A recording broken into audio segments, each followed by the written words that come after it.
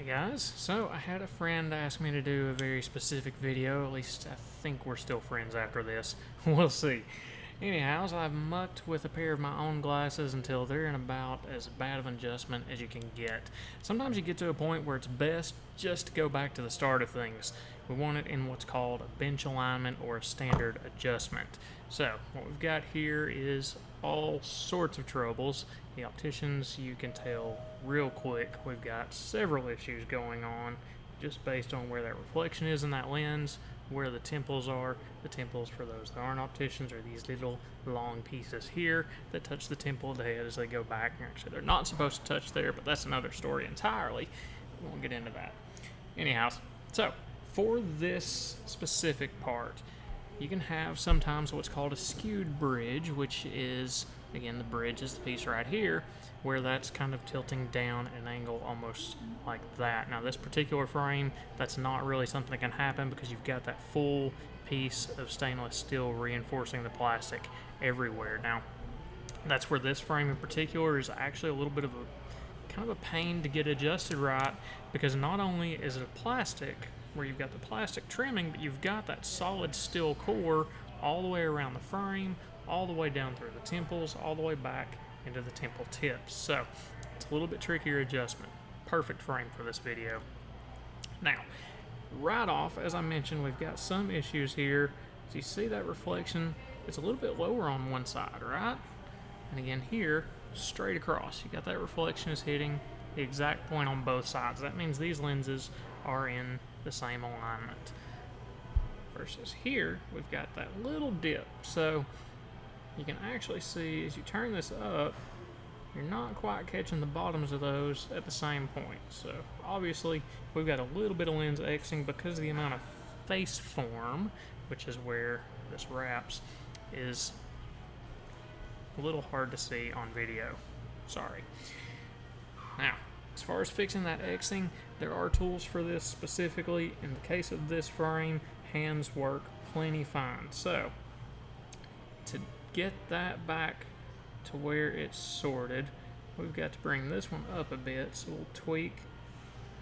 You want to kind of reinforce both those points there, so you don't want to put too much pressure on the lens. The lens is already screwed up, and this is my own personal frame, so I don't care. That's me. Now, you can see we've got those actually back in alignment now. Pretty good at this some days. But now we've got another thing. So you see one kind of drops off there. When that's actually simple, this lens is bending down a bit more than we'd like to see. So still got some issue with the bridge there.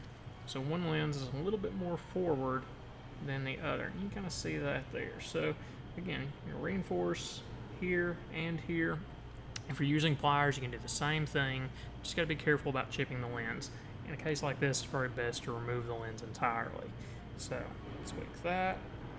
Just a little bit of pressure there to get that bend back nice and even. So that fixed the skew in the bridge, but now we've thrown that X back into the game. So yeah, it's one of those things you gotta work to get it just exactly right.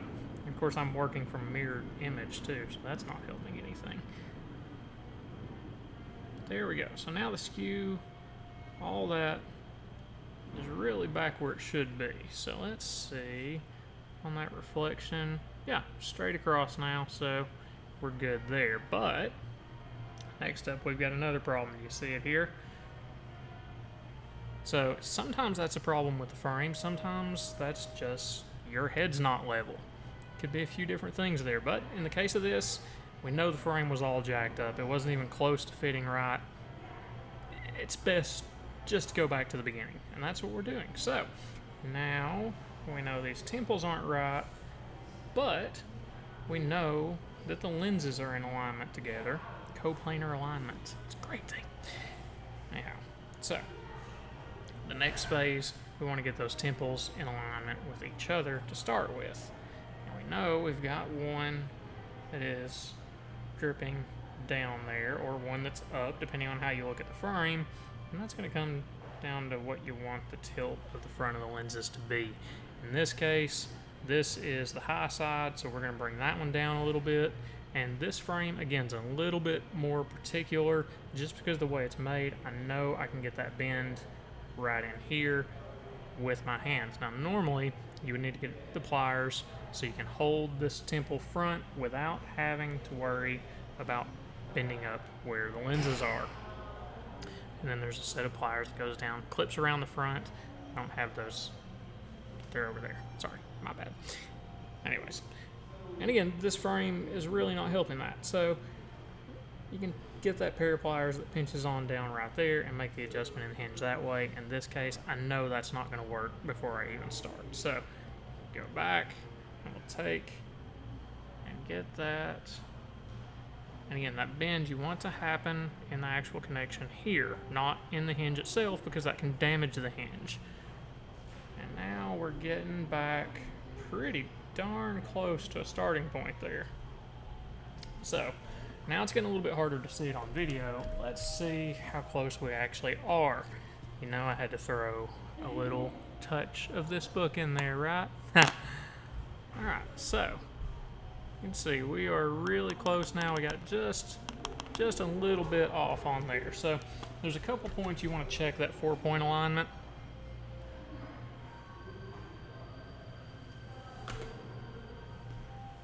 And one is this on the actual table. There we go. So now we've got that sitting to where there's not really any bounce or give that way. The other one is the 4-point adjustment on the face of the frame. In that case, just sit your ruler right across on that back side, and you want it to touch at 4 points. If it's a flat frame, if it's already got some face form in it, or we know it's adjusted to the face of the frame, you want that to be equidistant, or the same distance from your ruler to the front of the frame. So, again, a little bit hard to get on video, but that's what we've got here. Now, if your pupillary distance is actually center in these, so the A and the DBL matches the PD of the person wearing it, then you actually do want less face form. You want that flat all the way across, and in that case, thanks to the nature of this frame, I can kind of simulate that with just a little touch of pressure, so that, there you go. Thus, the nature of it, it touches at all 4 points. In this case, it doesn't, but otherwise, we are back into a standard adjustment at this point. Now, there's a few different methods depending on the exact type of frame. A plastic, acetate, or Azial frame, you'll actually want to heat that up. Optil, same thing, but a lot more heat. Horn, same thing, a lot more heat. Those frames always want to adjust with a significant amount of heat. You don't want to burn the frame or risk causing any issues from overheating it, but you do want to heat it up to make a proper adjustment. It's going to work with the bends better. It's going to hold its shape a lot better after you cool it back down. Just better all around in that case. Rimless frames, completely rimless, you're going to use the tools every time, no question. You do not want to go bending on those with your hands because you've got a possibility of cracking the lenses and, of course, actually breaking the studs that go through the lens. So just not a good idea. You can do it, but don't. And then, of course, there's the metal frames. Those are the ones that most often you'll use your hands for adjustments when you're used to doing it because it just works and you know what your fingers are going to do. Yeah, that's me. One day I'm going to regret that. I already know it. But, anyways, so one other thing here that I did not touch on. So those temples, after we've done all the other adjustments, it kind of sorted out one of the issues I had where these temples were bent severely in. Now that is not a good thing by any means. And there's a couple different ways to get those back. In this particular case of this frame, you get your pressure right there and actually just bow that out. And there you go. Now that one is good. So you want these right at or just below 90 degrees. Just above 90 degrees, I'm sorry. Typically in their final adjustment, you're going to see 95 to 96 where they do go out just a hair. In the case of this frame, that's not it. But now let's make sure, yeah, that covers pretty well everything I wanted to go over. So If you have any other questions, of course, feel free to leave some feedback.